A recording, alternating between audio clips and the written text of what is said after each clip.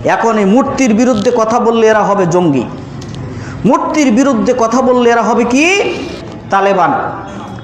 মুসলমান কোরআন বিশ্বাস করে, মুসলমান রাসূলের হাদিস বিশ্বাস করে, এরা নাকি কোরআন হাদিসে ভাস্কর্য সম্পর্কে আয়াত খুঁজে পায় না।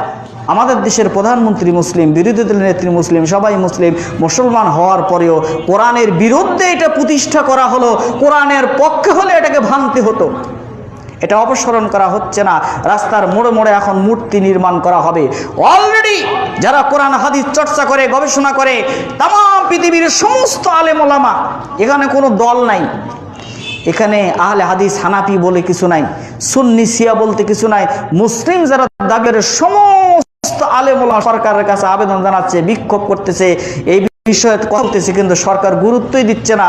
সরকারি দলের কিছু লোক আর কিছু বামপন্থী আর কিছু নাস্তিক, এরা এই মুসলমানদের বিরুদ্ধে, কোরআন হাদিসের বিরুদ্ধে তারা মিছিল করেছে, দেখেন নাই?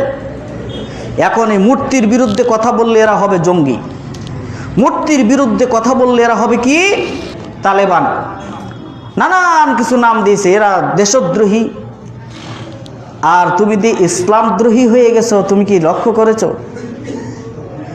মুসলমান কখনো এসো ছবি মূর্তি পালন করতে পারে না। হিন্দুরা করুক, আমাদের আপত্তি নাই, কিন্তু কোনো মুসলমান এটা করতে পারে না। আমাদের টাকা দিয়ে মূর্তি বানাবে, আমরা ইচ্ছায় অনিচ্ছায় কর দেই, সরকারকে ট্যাক্স দেই, যেটাই কিনি আমরা, স্যান্ডেলের ফিতা থেকে শুরু করে যা কিছু আমরা ক্রয় করি, সেখানে সরকার ট্যাক্স পায় কি পায় না? আর সেই টাকা দিয়ে, সরকারি ফান্ড দিয়ে যদি মূর্তি বানায়, তাহলে সে জাহান্নামে যাবে। এই টাকা দিয়ে তাও জাহান্নামে যাবে।